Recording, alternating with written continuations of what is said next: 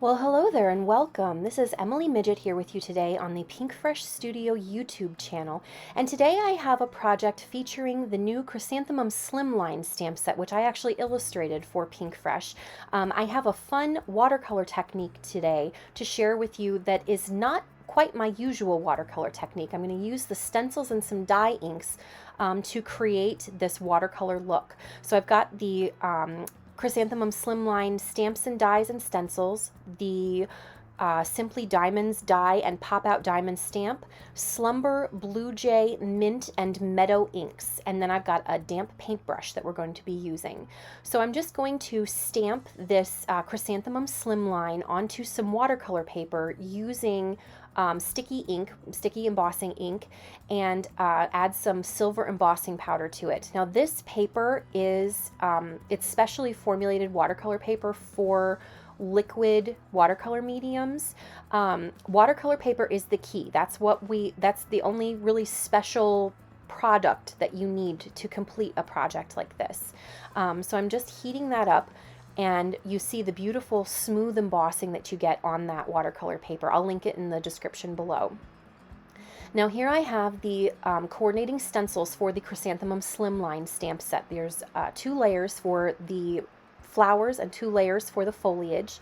And I'm just going to adhere that with some washi tape. I have this Slumber and Blue Jay inks for the 2 different layers.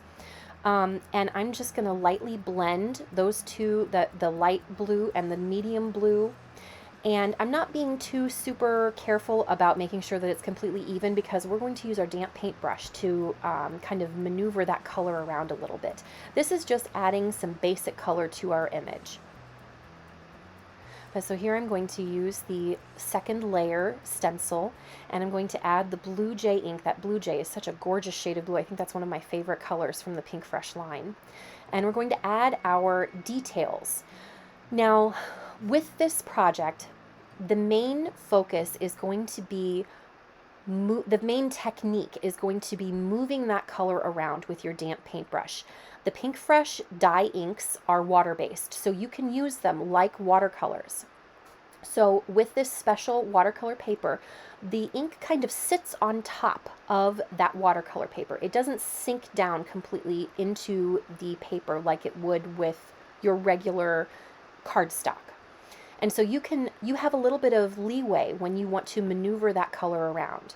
So what I'm doing here, I have tapped some of the Blue Jay ink onto a silicone mat. This is a silicone mat from Waffle Flower. And I've tapped that onto that mat, and I am using a damp paintbrush to add some extra intensity to the color. I am using the paintbrush to smooth out the 2nd layer stencil that we added with the Blue Jay ink, because those lines, they're not super smooth. They add definition and they add extra layers of depth with the stencils, but you can take it a step further with your damp paintbrush and a little bit of ink tapped onto your either your glass mat or your palette, whatever you have handy.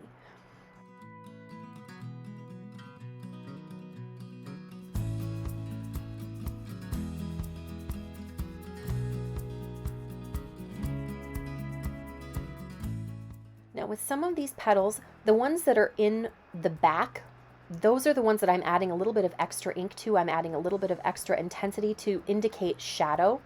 The ones that are in the very front, I'm not going to add any extra ink to it. I'm not going to pick up any color off of my silicone mat with my paintbrush.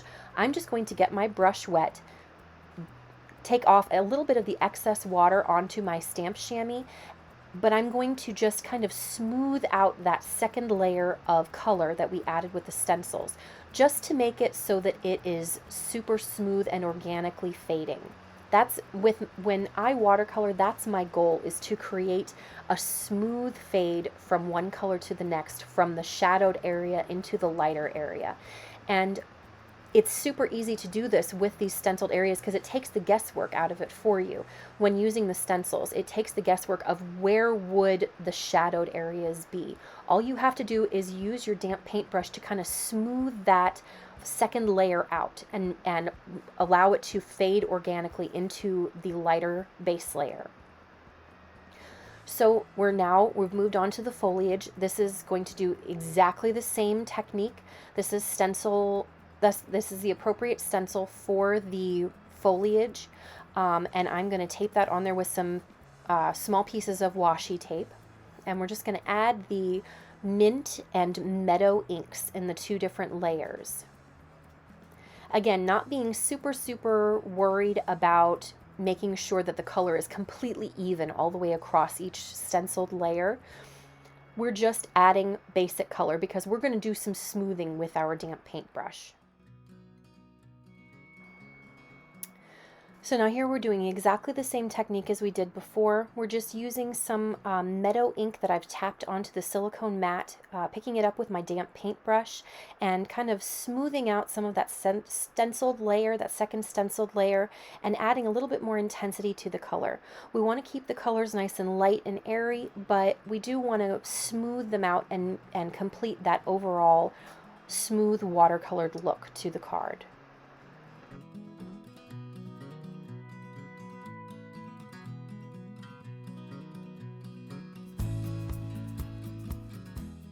So now we have our finished image. Next step, we're going to work on the card base. I've used the Simply Diamonds die to die cut a white diamonds background die, and I'm going to use the Pop Out Diamond stamp with the Blue Jay ink to coordinate with our watercolored image. I'm going to stamp that on that Simply Diamonds die. And we're just going to add a tiny little bit of interest to the background. With floral cards like this, I like to allow the florals to be the centerpiece of the card. And so I like to use tone-on-tone backgrounds behind my really big, intense floral images because they allow that flower to be the center piece of the card.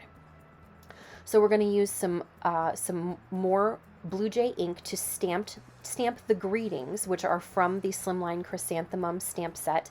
There are also coordinating dies for this set, which I'm really excited about. This set is similar to the Miss Your Smile stamp set, and that one doesn't have coordinating dies. So this one does, and I'm really excited about it. So now we're just going to start working on arranging the card.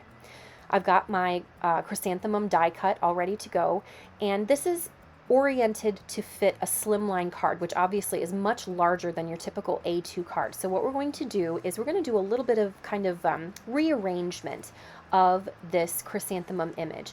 I've lightly taped it down to my A2 card base, and I'm going to use some very sharp scissors to trim off the excess areas. And those are not getting thrown away. We're going to use those. We're going to kind of rearrange things after we get the rest of the card base assembled. So here I am using some foam tape to add the Simply Diamonds die cut to the background. This is one of my favorite ways to add dimension to a limited color palette project. When you are working with a small amount of colors, it's easy for it to kind of look blah and boring. And one of the ways that I try to avoid that is by adding lots and lots of different textures, lots of dimension, lots of metallics, metallic accents, just to give it that little extra pop of interest. And in that, along that vein, I'm going to add a double layer of foam adhesive for our chrysanthemum. We want that chrysanthemum to pop. We want that to be really nice and high and in your face. So I am using a double layer of foam tape to pop that chrysanthemum image up. Adding those little extra additions of height, little extra additions of texture, those are what help keep a card like this with a limited color palette interesting. So remember I said that we had saved those little extra pieces that we cut off the bottom and top. We're going to add those a little bit behind our chrysanthemum, our large chrysanthemum image. This is also helping keep that variation in heights and adding to the interest of the card. We've got a double layer for our little chrysanthemum bud, but we have we added the foliage behind the chrysanthemum flower with just regular liquid adhesive. So we're adding our sentiment here, again with multiple different levels of height from the double and single layers of foam adhesive. And then the final step is to add a few matte silver pearls from Pinkfresh. And this just helps to tie into the silver embossing that we did on the flower itself. So just arrange those, kind of fill in any design holes that there might be on the card front. And I'm going to adhere those with some of my favorite liquid adhesive. And there you have it. This technique is super simple, and it's a great way for anybody who might be a little afraid of trying watercoloring to dip their toe into the world of watercoloring. All you need is your layering stencils, some dye inks, some watercolor paper, and a paintbrush, and you can achieve some really great watercolor looks without having to invest in something that you're not really sure that you're going to use.